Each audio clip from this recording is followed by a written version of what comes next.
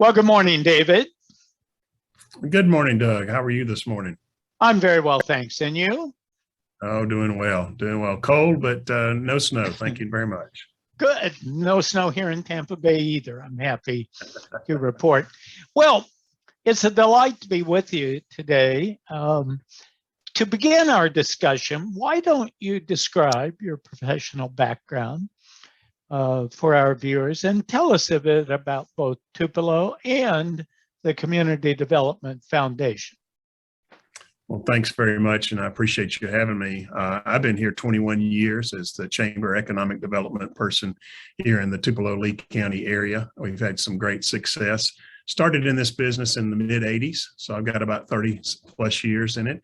Started with the utility company, Alabama Gas. Also worked for Carolina Power and Light, Progress Energy, and several others. But spent about 27 years in the chamber side of the business at Hattiesburg and now in Tupelo. And the unique thing about Tupelo is it's 3 hours from Nashville and Jackson and 2 hours from Memphis and Birmingham. So it's in the middle of the northeast corner of Mississippi. It is a farm to market town under the old guys because it's the largest population area in this area. So a lot of people come to Tupelo to shop. And so the challenge was back in 1948 when we were founded is to develop jobs for those people who were coming off of farms predominantly at that time and coming back from World War II as veterans. And so industrial development has been a real focus of this community for over 70 years. And to get a result of that, we have about 21% of our workforce that works in manufacturing, which is 3 times the national average. The national average is about 7%. So we're a very heavy manufacturing community and got a big hospital, the nation's largest rural hospital. And of course, everybody knows us as the hometown of Elvis. So it's a very working small town in America, 5 times an all-American city.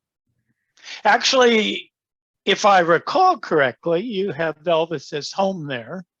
We do. In kind of a park. Right. And even the church, he started singing in, right? That's correct. That's correct. He came back in the 70s before he died and bought 18 acres adjacent to his hometown birthing, and they have moved his ancestral home, which is about 250 square feet, Doug. It's not a very big house. They were very poor. He left here at 13 to make his fame. At 15 was his first recording at Sun Records. So we get to claim the majority of his boyhood time. And of course, after he became a star, everybody claims him, especially Memphis, and try to make that connection for sure. Yeah. Memphis definitely claims him with Graceland there.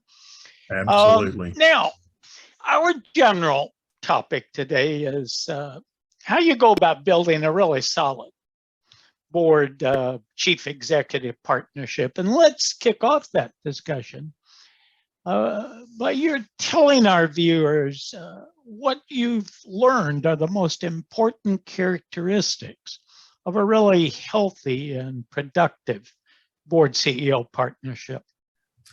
Well, I think the important thing is, and of course, you led us through some governance a few years ago, and that's yielded even more solid foundation for our chairman CEO partnership.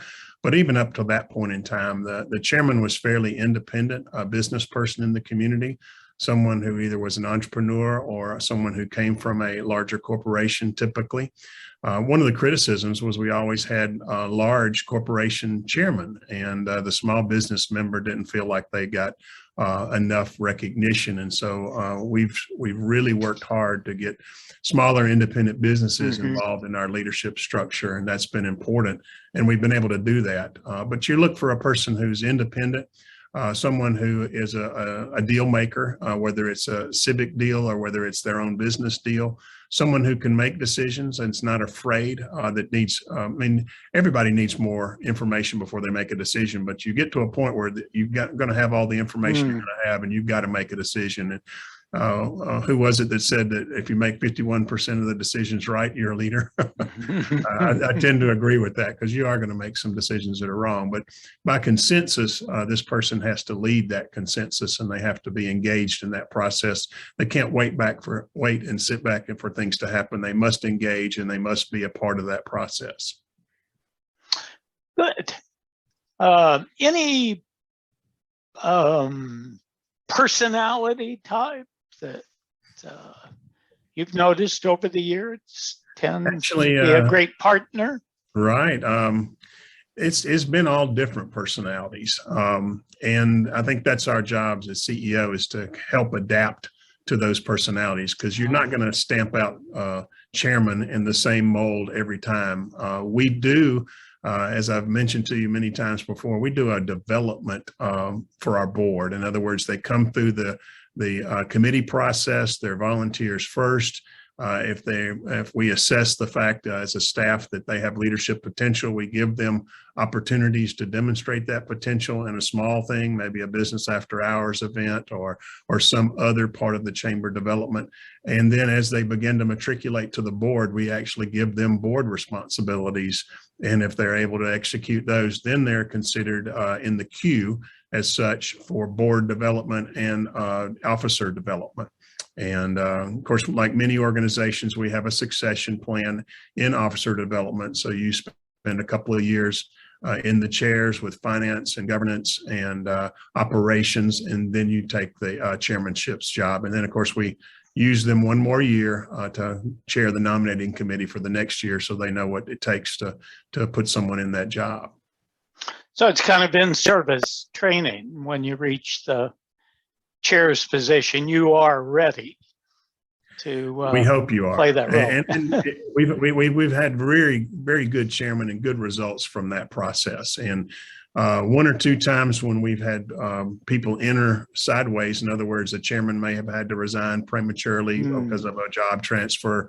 We've had to work double time to catch them up on where they should be, because they hadn't learned that specific function or that dimension of the chamber as well as they would have if they'd have spent a year in that chair learning it.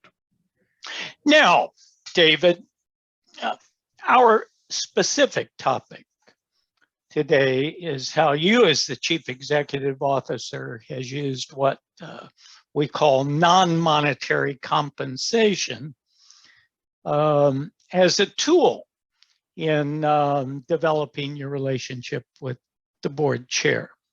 And let's start that part of our discussion by you telling us what you need to know, what you've needed to learn about your board chair to put his or her unique compensation package or non-compensation package together. How have you gone about getting this information? Right. It's a non-monetary compensation. Obviously, we pay for expenses during the year of the chairman's reign. So if we make a trip to Europe or things like that, they're on our nickel. But the non-compensation piece is really the ego piece that the chairman needs to serve. And they all have a motivation. They wouldn't be here if they didn't have a motivation to serve the community. So our job as a staff is to really find out what their leadership characteristics and strengths are, and then pattern things in the chamber and economic development after some of those strengths. And I'm going to give you a few examples. A number of years ago, when we recruited Toyota, everybody was excited and they want them to be all involved in the community. So, first thing our board said, hey, we'll nominate the Toyota president as an officer. Well, he had never served. So in our chamber, now he fortunately had background in several other chambers across the country, which was good. He was nominated and he decided to serve. So that meant 3 years from that point in time, he would be chairman. And so we spent the next 3 years making sure that he had the connections in the community, which was a double for him. He wanted the connections because of his role at Toyota, but he also wanted the connections because he wanted to do a good job as chairman when he became chairman.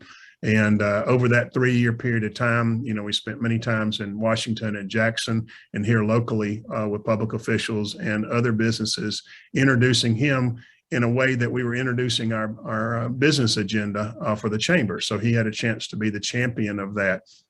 And he's told me many, many times if he had not had that guidance or that footprint, that he would not have been as effective in his Toyota presidency as he was. So that's a direct payback for us to get that affirmation. And for him, it got him a quick start in a community that he would have probably not gotten the same type of start if he'd have gone it on his own. So that's a non-monetary compensation piece. Another gentleman, his father had been part of the founding part of our organization in 1948. He was a legacy. He's always served the community. He was United Way chairman. He'd been chairman of the country club, a lot of other things. So he had leadership all over him, but he was a small business person. He owned our Heavenly Ham store here, our Honey Baked Ham store, as we know it now, because they changed their name. And, he was always one that was an advocate for the smaller companies. His company employs about 10 people. And so we were always dealing with the banks at, 1,000 or 2 people, or a Toyota at 2,000, or Cooper Tire at a couple of thousand. And so he really wanted to have the small businesses engaged in the community. And so as he came through the committee structure, he made sure that other small businesses joined him on the board and as a membership to be able to promote some of the small business things. And he really changed the face of our chamber to the point where we're not just known for the big guys who, quote, run everything. And when he actually was our chairman for 2 years during the transition period, and then came back when I lost a chairman midstream to do some ex parte work for a half a year. So his delivery, or the fact is that he is one of our most famous chairman. He is we call him chairman still, even though he's a past chairman. And he's a grand gentleman, and really is kind of took his place where his father was before him in the community as one of the largest community leaders in the area. So that's 2 examples. Another one is a lady who, we had not had a lady chairman in the 60 plus years of history when she took the job. And that was one of the things I focused on when I came here in 2000, coming from Progress Energy, where we had females up and down the leadership structure. Is that, well, we really did not have that in Tupelo. And so it took us about 4 or 5 years. And she is the proprietor of one of the largest furniture companies here. And her ego needs were the fact that, she wanted to break the mold of the good old boy club, and we wanted her to break that. And so she actually brought, again, just like the small business guy, 2 or 3 noted female leaders in the community along with her in the cabinet. And it was great for her to be able to talk about the things that the community was doing through the Chamber of Commerce, through her lens, being a female leader at that point in time. So we were delighted. She since told me that she's gone on to other things in the community. She serves on several not-for-profit boards, that this was a great transition for her to be able to be more involved, deeply involved in the community. Doug, let me speak about one more thing, and that is, each chairman that you promote up through the chairs has a different executive manner, I'll call it. The way they treat the staff, the way they speak in public. Some were very comfortable speaking in public. Some had to be scripted, verse and chapter. So you really have to make that assessment before they get to that pinnacle job, and work with them on that public speaking, public exposure.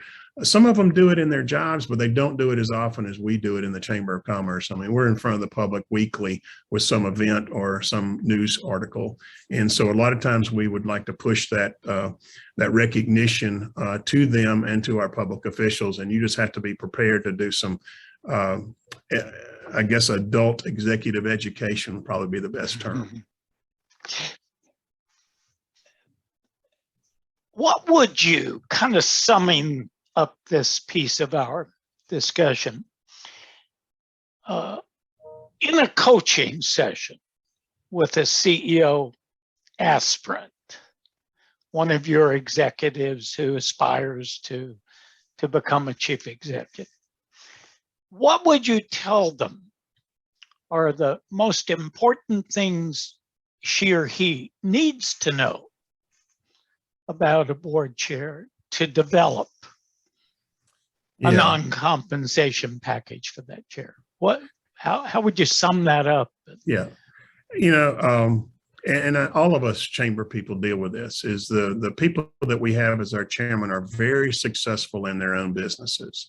They're used to taking the bull by the horns. They're used to making decisions. They're used to kind of running with an idea or a project, and so they have to learn in the chamber world that it's a management by consensus, not management by dictate. And in a small business or in an independent business or in a sole proprietor, they can pretty much dictate the future of that business because of their decisions. As you move into the quasi-public sector of the Chamber Economic Development world, you are working with people that will jointly make decisions, whether it's the city council, your board of supervisors, or your own board. And so expanding that decision tree for them is kind of the first step in them recognizing that, hey, this is a different horse than what I've been riding. And some get it early, some get it late, and some fight it all the way through. And we've often said in the chamber world, if we could do lots more if we could just change this. Well, to change that, you usually have to have a committee and a bigger tent or a larger boat to get that done. And being able to get used to that for a chairman or coming up through the committee and the chairs, sometimes it's difficult. But as they matriculate, they learn lessons from the prior leadership and see how they work. And we've never had a problem with that, but it's always, I think, frustrated them a little bit that we can't just go right to the source and get something fixed. Does that make sense to you? Oh, absolutely. And I want to tag on a quick question. In counseling your own staff, let's say you've got 2 or 3 or 4 people on your team are aiming for someday heading their own organization. They're going to be working with the board chair or board president, depending on the organization. What would you tell them as a coach, as a mentor, are the top things they need to know about a board chair when they encounter one to build that relationship? What would you counsel your people? Well, I've counseled my people, and I've also, as you know, I teach it the basics in Eadie across the country, and in leadership, I always counsel people to don't offend your leader by asking them to do minor tasks. The color of the wallpaper is your choice. Whether or not to build a new building is their choice. So you really have to understand the decision tree enough to know what are those decisions that your chair or your chair-elect or even your board needs to make in policy and in implementation, and what decisions that they expect you and the staff to make. And that division between those two takes some experience and learning, and it also takes some people reading. They don't want to know what color that stuff is. They have an opinion, and if you ask them, they'll give you an opinion. But are you wanting to use your best leadership on those minute questions versus the leadership using their brain power on the strategic questions of the organization and strategic questions of the community? So that division, some people don't get it. I watch chamber people all the time take everything to their board, including how many pencils to order. And that's just, that's not leadership on your part or your staff's part. They expect you to run the organization. They also have an expectation that you'll run it in the black. And that you're going to, balance the budget, and you're going to make good choices. When you begin to defer those decisions to the board or to a chair, you lose part of your effectiveness. Right. You're not doing the board any favor. You're wasting their time. Absolutely. And they'll perceive that, and you'll have a downward spiral slowly. Now, you'll be happy to know this is my last question, and your day will soon get better. You can get to the really important work. But in your years, actually, several years in chamber and economic development leadership, I'm sure you've seen some evolution in terms of expectations and needs of board chairs. What trends have you seen? How are board chair expectations and needs changing over the years? Yeah, I would say that past years have been, and I'm trying to figure out how to term this. You do your, we do a 10-year plan, do a 5-year operating, and then do 1-year goals and objectives. So that whole strategic planning matrix and process has been thrown up in the air between COVID, international. I mean, just you're almost managing on a year-to-year basis within a framework of understanding instead of having that longer-term 10-year strategic plan. Now, we still do that, and we still have 10-year goals and objectives. And in the middle of what we're doing for PPP or whatever we're doing at the moment, I mean, whatever the PPP of the moment is, you're doing that long-range visioning and strategy for your organization. So what I've seen change is they want immediate result when communities have issues. And they don't want you to stand on the side and let them work it out. They want you to be engaged and involved, even when there's social issues. And I think that's changing for chambers across the country. I sit on the ACCE board, and we're dealing with DE&I and educating a lot of our organizations and companies within our chambers. And we are looked at as some of the change makers to be able to teach, implement, and benchmark folks within the community. And I think that's a role that we should embrace, that change agent.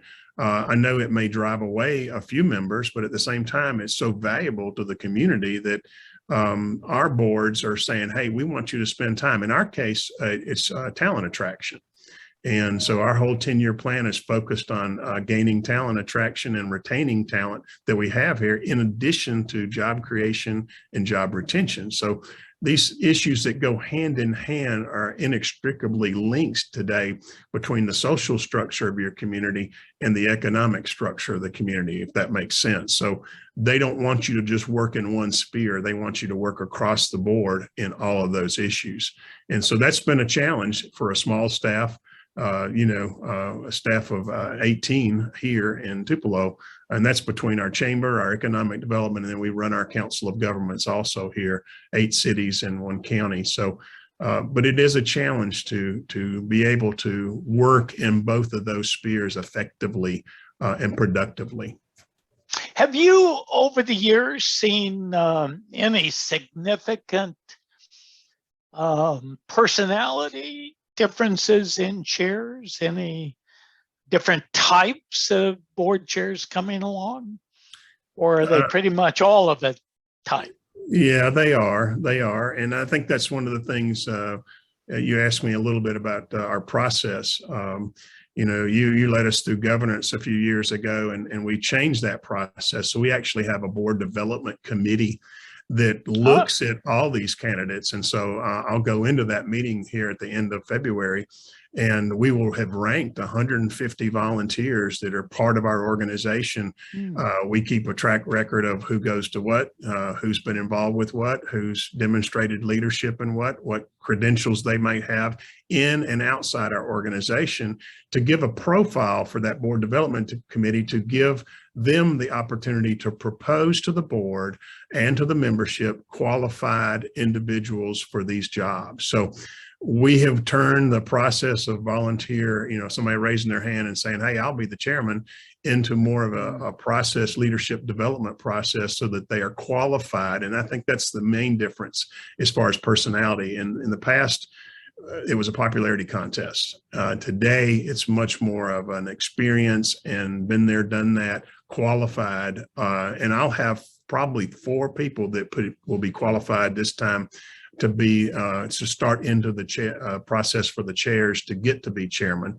And our committee will pick from 4 people. And any one of those 4 people can actually do that job, because they have been qualified and they've been involved in the organization long enough to warrant that consideration. Unlike when we, and again, we had a great chairman for the guy from Toyota, but he was here, like 6 months, and he became a part of the chair process. And I'm sure if we did something else, I mean, if a new bank came to town, or if a new industry came to town, we'd probably do the same thing again to get them involved because of their prior leadership experience. But in lieu of that, we've got a process in the board and the chamber to be able to do that. Sounds like you've actually turned board development into a kind of fine art. Well, it is a little bit of a science. It is a little bit of a science. You want the best people. I mean, and everybody's competing Right. for them across the Right. board. United Way, hospital. I mean, every civic organization is competing for those leaders, and they're competing for their time because people have kind of narrowed down what they're involved in across the board. So you don't wait for the hand to go up. You go out and find qualified people for the It's a board. combination. There are people that still self-nominate, and I like those people. They're fresh starters, but at the same time, they've got to have that experience, and we channel them into some productive work before they're at that point where they can be selected. Well, as we come to the end of this conversation, it occurs to me that a good part two, somewhere down the pike of our discussion, would be to home in on your board development work explicitly. Go beyond, today we talked about the board chair CEO partnership, but to look at how you're handling board development, because it sounds like you have a very effective model. Well, one of our pillars of our organization is leadership. And so about 15 years ago, we reinvigorated that. And many people know that we do the Ignite Leadership Conference once a year and have about 700 people that come to that conference, famous speakers across the U.S. Our Young Leaders organization is involved heavily on a 2-year basis. And then we have periodic CEO talks where people come in on Ignite Leadership and talk about their personal CEO experience, what they did, how they did it, and now what their concerns are, similar to what you do, Doug, in that process. So it has been a real focus for our organization here, especially in the last 15 to 20 years.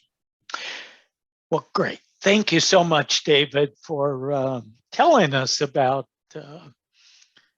building the board CEO partnership at the foundation, and particularly about the use of non-monetary compensation as a form of, I guess we can say, payment, not in money, but in satisfaction for board service. So I know you got a busy day. I'll bid you adieu and wish you, let's see, it's Friday. I wish you a very satisfying and relaxing weekend. Well, thank you for your leadership and professionalism. We love working with you. Thank you, David. Take care. Bye now. Bye.